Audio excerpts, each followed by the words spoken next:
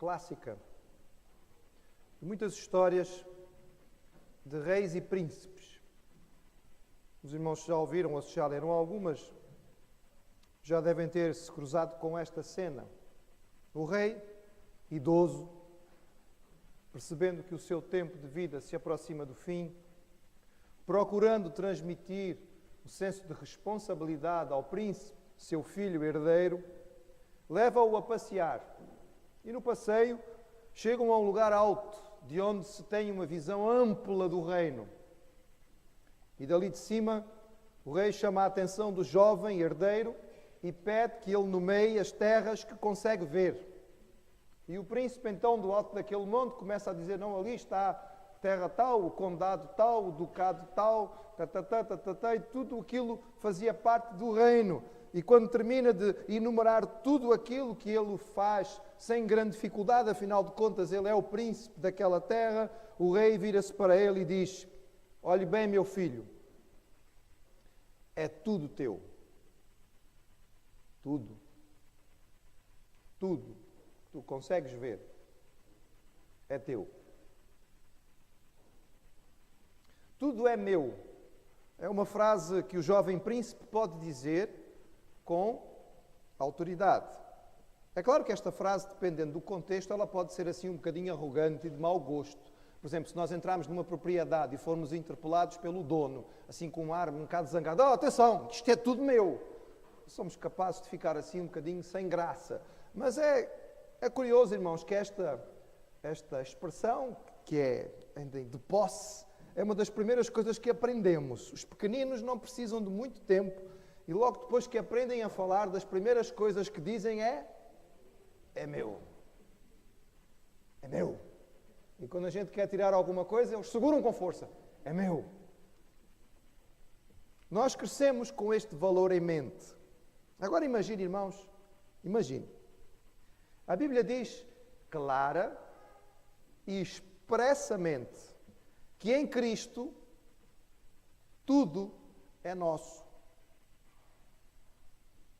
Será verdade? Tudo é nosso. Pastor, olha, não brinco com essas coisas, que isso é coisa muito séria. Será que isto é verdade?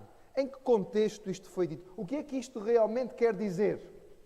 Bem, se o irmão tem alguma dúvida, e parece que alguns têm, então é melhor abrir a sua Bíblia. Primeira carta que Paulo escreveu aos Coríntios, capítulo 3. Nós gostaria de usar a expressão passear tranquilamente pelas cartas do apóstolo Paulo e já estamos na carta de 1 Coríntios há alguns domingos e vamos continuar muitos mais, porque ela é extremamente rica. E na primeira carta aos Coríntios, no capítulo 3, eu chamo a atenção dos irmãos para os versículos a partir do 18. E diz assim, 1 Coríntios 3, a partir do verso 18.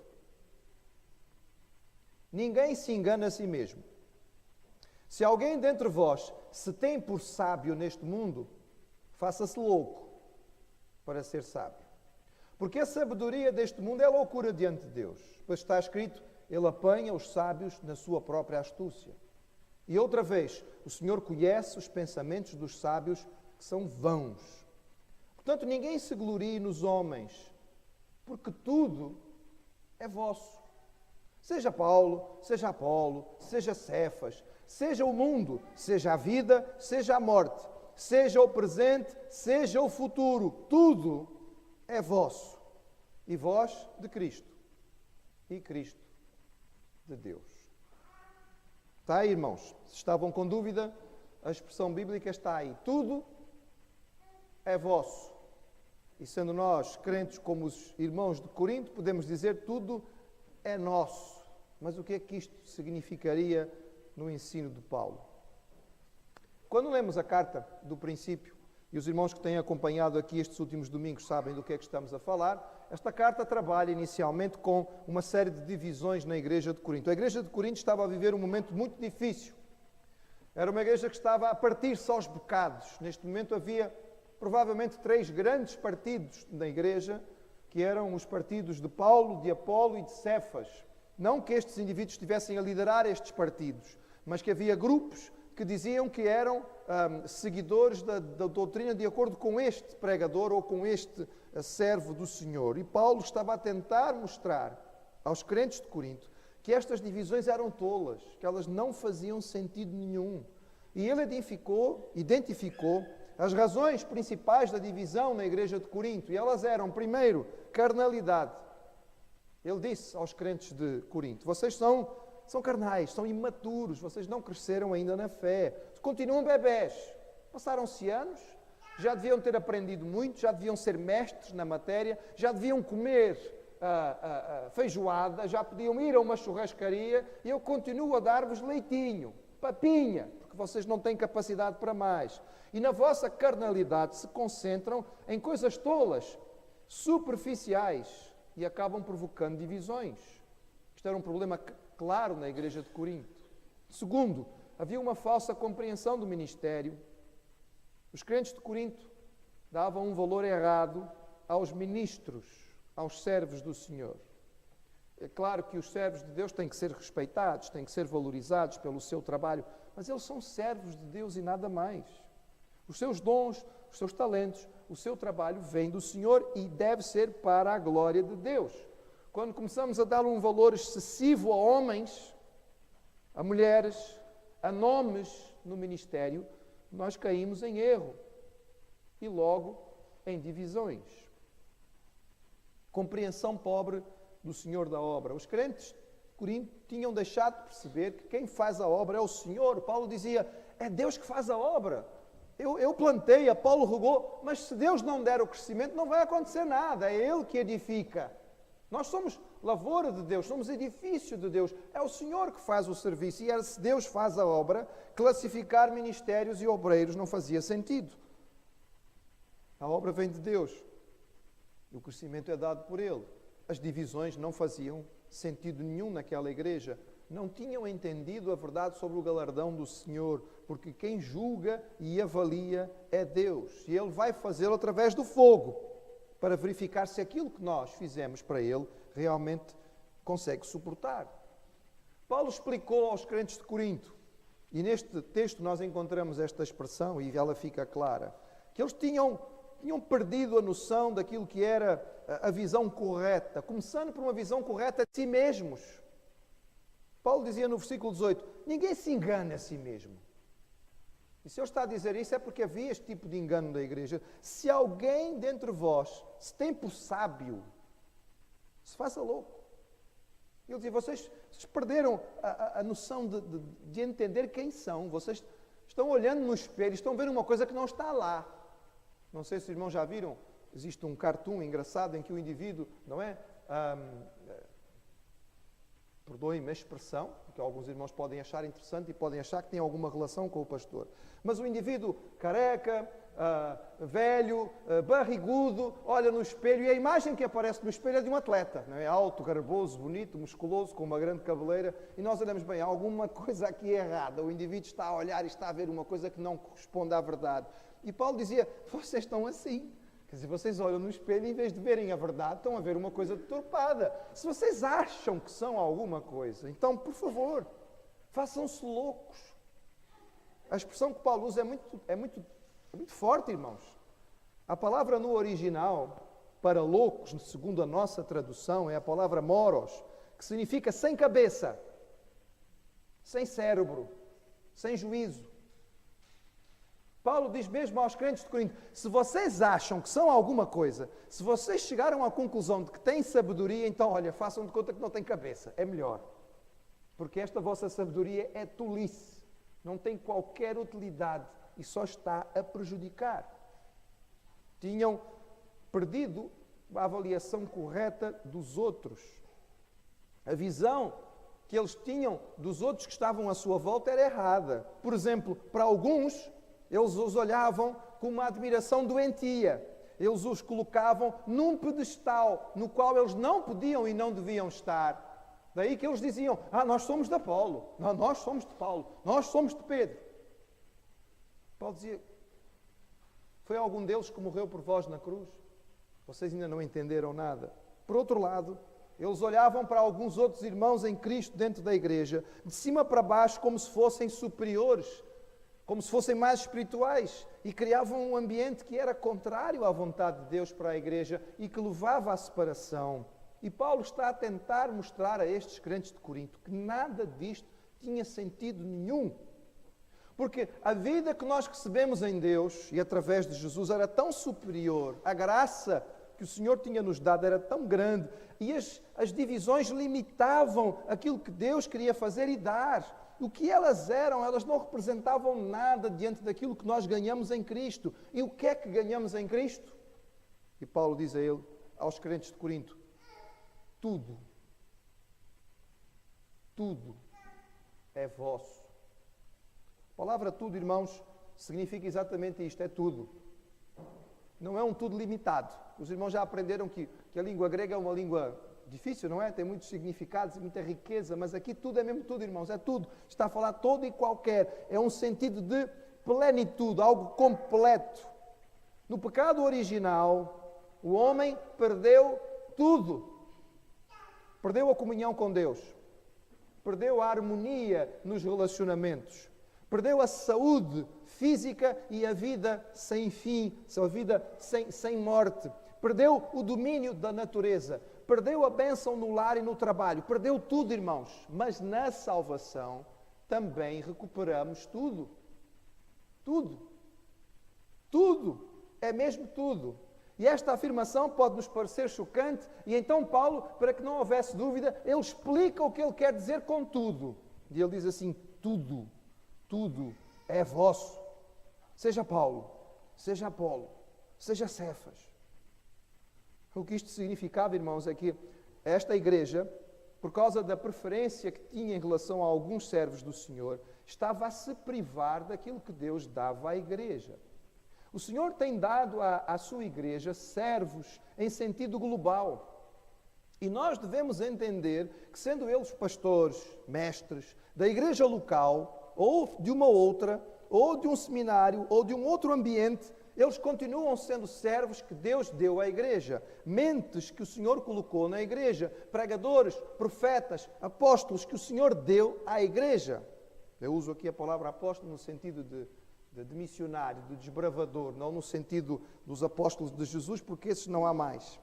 O que é que estes crentes de Corinto faziam? Eles deixavam de usufruir dos ministérios e da pregação e do ensino de outros líderes. Eles se cingiam à liderança e à pregação apenas de um. Não, nós somos de Apolo, então não queremos ouvir nada que Paulo tem para dizer. E o que é que eles faziam com isto? Perdiam. Porque Paulo tinha muito para ensinar. E eles tinham muito para aprender com Paulo. E outros diziam, nós somos de Apolo, nós somos de Paulo, então não queremos nada com Apolo, não queremos nada com Pedro. Mas, irmãos, Apolo e Pedro tinham formas tão diferentes de ensinar, mas enriqueciam a igreja. E Paulo estava a dizer a estes crentes, olha, seja Paulo, seja Apolo, seja Cefas, são vossos. O Senhor deu à igreja.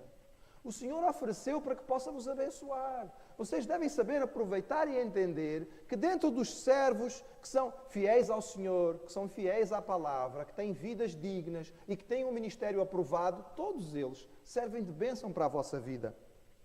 Irmãos, nós devemos procurar ser abençoados por aqueles que o Senhor tem despertado e tem colocado sobre a sua igreja.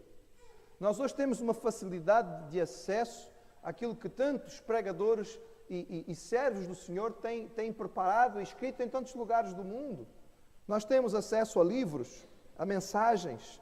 A internet, com todas as suas dificuldades e problemas, traz-nos esta facilidade de podermos ter acesso à bênção que é transmitida por outros servos. Não precisamos nos limitar, tudo é vosso. A igreja é grande e o número de servos que o Senhor deu é enorme e nós podemos e devemos ser abençoados. É claro que aqui cabe um alerta, devemos ter o cuidado de beber em fontes limpas, de procurar obreiros que sejam fiéis à palavra, que preguem aquilo que é a Bíblia, que nós façamos como os bereanos, ao ouvir o que eles dizem, verifiquemos se está na palavra. Mas, ó meus irmãos, ao fazer isso, há tanto para nos abençoar, há tanto para nós usufruirmos. E digo aos irmãos que nós podemos fazer em relação a outros, outros fazem em relação aos nossos. E há irmãos de muitos outros locais que nos escrevem, que mencionam, que comentam aquilo que ouvem daquilo que é ministrado nesta igreja. Que às vezes membros da igreja não aproveitam, mas pessoas em outros lugares do mundo estão a ver, por causa da internet, estão a acompanhar, por causa do que leem, estão a ser abençoados e nós não devemos nos privar. E Paulo dizia aos crentes daquela igreja, seja Paulo, seja Apolo, seja Cefas, seja qual for o servo fiel que Deus colocou na sua igreja, são vossos. Sejam abençoados, aproveitem. Seja o mundo é vosso. A palavra mundo aqui é a palavra cosmos. E a palavra mundo ela é bastante geral. Ela é usada com sentidos e significados diferentes no Novo Testamento. Por vezes, a palavra mundo designa o sistema mundano. E então, nós, quando falamos sobre o mundo, devemos ter este cuidado, porque por vezes, quando se refere ao mundo, está-se a falar daquilo que é carnal, aquilo que está no pecado, aquilo que é o sistema dominado pelo maligno. Mas por vezes se refere ao mundo para se falar sobre o mundo criado por Deus. Aqui neste texto nós temos que procurar o seu contexto para perceber e evidentemente Paulo não está a dizer aos crentes que o mundo no seu sentido de sistema pecaminoso e maligno pertence a eles. Claro que não. Nesse sentido eles saíram do mundo. Mas Paulo está a dizer o mundo, o cosmos, tudo aquilo que Deus criou para o homem. E ao ser resgatados, vocês recuperaram a capacidade de ser abençoados e de aproveitar. É prova do amor de Deus por vós. Usufruam do mundo, da criação que Deus nos oferece. Irmãos, quando nós olhamos à volta, há muito para nos alegrar e abençoar. O homem em pecado perdeu muito da capacidade de aproveitar o mundo que está à sua volta. Tem às vezes uma ansiedade para possuir as coisas e às vezes as possui e não consegue aproveitá-las. Mas no entretanto, Paulo dizia aos crentes de Corinto, o mundo é vosso. O irmão pode passear à margem do rio Tejo, pode visitar a beleza natural de Sintra, pode dar uma volta pela Marginal. Não é uma beleza, irmãos? Não é bonito? Não é belo? A nossa cidade tem tanta coisa bonita para nós vermos. Podemos passear por parques, podemos visitar tantos locais que são abertos ao público. Às vezes eles são pertença, são posse de algumas pessoas com muitas condições que nem conseguem aproveitá-los. E apesar de pertencerem àquelas pessoas, nós podemos entrar lá e aproveitar mais. Irmãos, o mundo é vosso. Ele foi criado para nos abençoar. Quem pode nos impedir de desfrutar? Nós comemos uma fruta, aproveitamos uma tarde de sol, olhamos o amanhecer, vemos uma árvore a florir. É a criação do Senhor para nós. Nós podemos admirar as obras de um arquiteto, ver aquilo que foi feito por um escultor, um pintor, um desenhista, ouvir a sinfonia de um compositor dotado. São coisas que têm a ver com aquilo que a humanidade é capaz de fazer, porque Deus lhe deu essa condição. O mundo é nosso, irmãos. O mundo é nosso. E além disso, a Bíblia diz que os mansos herdarão a terra. E que um dia, quando Jesus voltar, nós, a igreja, viremos com Ele para reinar no mundo. O seu reino, e nesse seu reino haverá paz como nunca, e uma harmonia entre a natureza toda na criação e o homem, voltando outra vez àquilo que era no princípio. Tudo é vosso. Seja o mundo, seja a vida. Irmãos, a vida que nós recebemos em Deus, vida no sentido pleno. Jesus disse, eu vim para que vocês tenham vida. Vida abundante. Jesus veio para nos devolver o propósito, o sentido, a razão de ser. Ele veio para nos trazer aquilo que era o que o homem perdeu quando se afastou de Deus. E o homem busca, tenta encontrar em vários locais, em pessoas, em coisas, e não consegue. Porque onde tenta, erra e falha. Só pode encontrar em Deus. Mas nós recebemos este privilégio, irmãos. E recebemos a capacidade de viver a vida que Deus nos deu de uma forma extraordinária. A Bíblia diz que quem crê em Jesus tem vida eterna. Mas às vezes eu tenho tristeza, porque parece que alguns crentes, quando pensam em vida eterna, pensam apenas no céu. E o céu, na descrição ou na visão de alguns, é um local assim, um bocado monótono. Não é? Uma série de pessoas vestidas de branco, com umas arpinhas na mão, sentadas num cantinho, a tocar, durante séculos e séculos e séculos, não é? Irmãos, eu tenho certeza absoluta que o céu não vai ser assim. Não pode ser, irmãos, porque isso não seria realmente céu. Isso seria algo extremamente desagradável. Irmãos, a palavra nos fala sobre aquilo que nós vamos desfrutar no céu e diz que lá nós vamos ter a alegria que nós temos num amanhecer, a excitação de uma nova aventura, a palpitação de uma nova descoberta, a maravilha de um novo conhecimento, a plenitude da presença perfeita de Deus sem o pecado, tudo renovado, constantemente e sem fim. Uau! Eu quero ir para lá. Espero que o irmão também. Mas o melhor de tudo, irmãos, é que nós começamos a experimentar esta vida aqui. O pecado rouba ao homem capacidade de viver assim, mas em Jesus nós temos vida com sabor, com valor. Podemos dizer que temos a capacidade em Jesus de viver uma vida que os homens sem Deus não conhecem. Tudo é vosso, seja o mundo, seja a vida, seja a morte. O crente, o verdadeiro crente em Jesus, encara a morte de uma maneira diferente. É claro que ela sempre traz alguma ansiedade, algum receio, alguma angústia, sobretudo o medo do sofrimento. Mas se a morte é, para a esmagadora maioria das pessoas, um salto no escuro, para o crente não pode ser assim, não deve ser assim. Ela não é um salto no escuro, irmãos. É um salto no claro. Porque a Bíblia não esconde o que vai acontecer conosco. Ela diz que o dia e a hora, se Jesus não vier, mas se chegar a hora de nós deixarmos este mundo, o Senhor envia os seus anjos para nos buscar. Nós não caímos num buraco vazio à espera de alguma coisa. Nós não vamos para um sono durante séculos à espera de que aconteça o juízo final. Nós somos levados pelos anjos do Senhor diretamente para os braços do Pai. É isso que a palavra nos ensina. Saímos de todas as limitações desta realidade. Espaço, tempo, para estar com Cristo. Não vai haver mais dor. Não vai haver mais sofrimento. Não vai haver mais ansiedade. Nem preocupação. Não vai haver mais relógio. Não vai haver mais medo. Não vai haver mais vergonha. Não vamos ter mais limitações. Não vamos mais envelhecer. Vamos deixar de ter decepções, tristezas.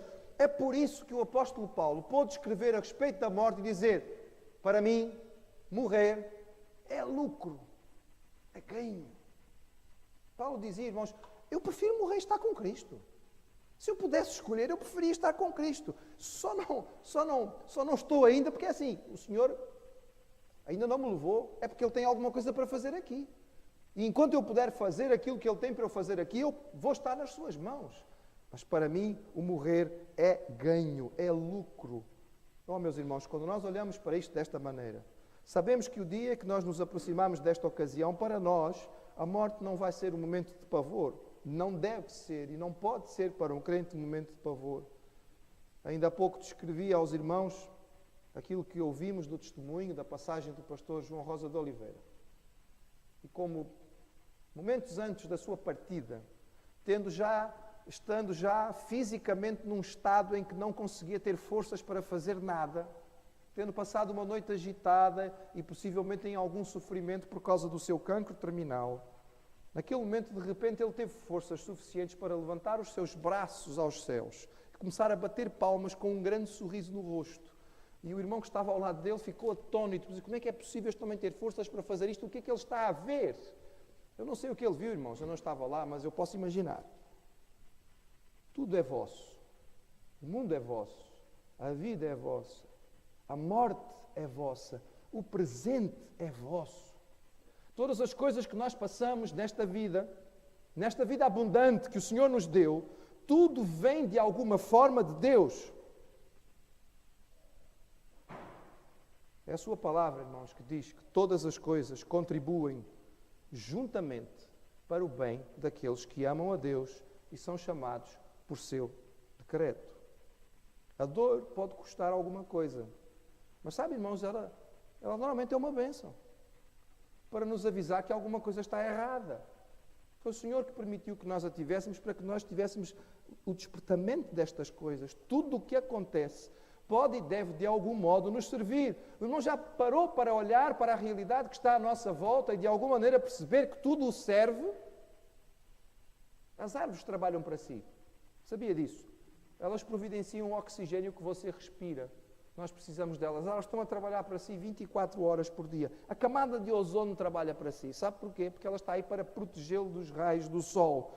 O sol brilha todos os dias, ele volta a brilhar. Para quê? Para poder iluminá-lo, para poder aquecê-lo. Nós podemos ficar aqui com uma lista enorme de coisas. O presente é vosso. Talvez a redundância coubesse bem aqui. O presente é um presente de Deus para nós. Tudo é vosso. O presente é vosso. O futuro é vosso. Tantas vezes tememos o futuro e ele nos traz algumas noites sem dormir. Mas é tão bom, irmãos, nós lembrarmos, como Billy Graham dizia, eu não sei o que o futuro traz, mas eu sei quem traz o futuro. O futuro está nas mãos do nosso Pai amoroso, do nosso Deus soberano. O nosso futuro para Ele é passado. Ele já esteve lá, já preparou as coisas para nós. Assim como pensar na passagem desta vida e no céu nos traz paz, também o pensar no nosso futuro devia nos trazer um sorriso. Eu vou estar com o meu Salvador. Eu vou rever aqueles amados que já partiram em Cristo. Eu vou receber do Senhor o seu amor de forma plena. E vou até ganhar dele um galardão. Sabe quando você era criança, que vivia na antecipação do Natal? Quando a mamãe lá em casa resolvia finalmente montar a árvore de Natal. Lembra-se como é que era?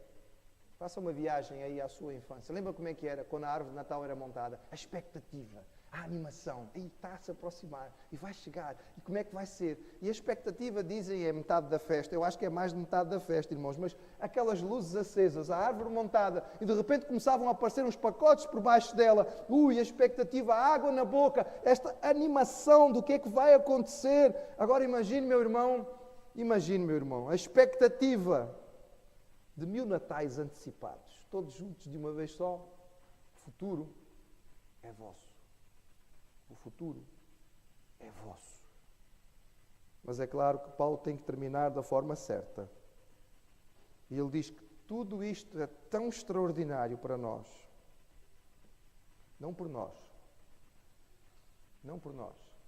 mas porque nós somos de Cristo e Ele é de Deus.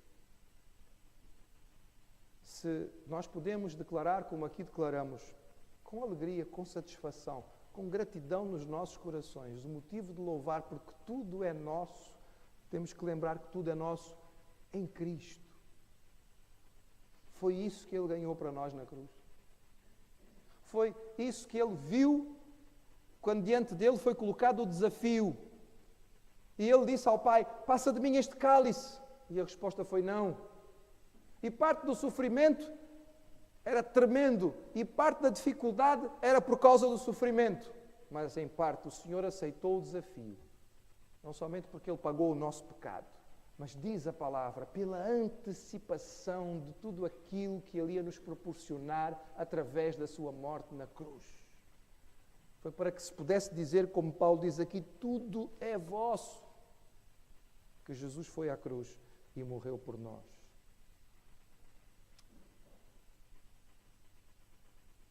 É um texto extraordinário, irmãos. Talvez leiamos pouco, talvez meditemos pouco nele, mas ele merece que paremos, pensemos, porque ele vai nos trazer este peso, que é um peso bom, o peso da graça. Como o nosso Deus é maravilhoso, como nós somos pequenos, como somos não merecedores, mas a sua graça é tão grande, que tudo é nosso em Cristo.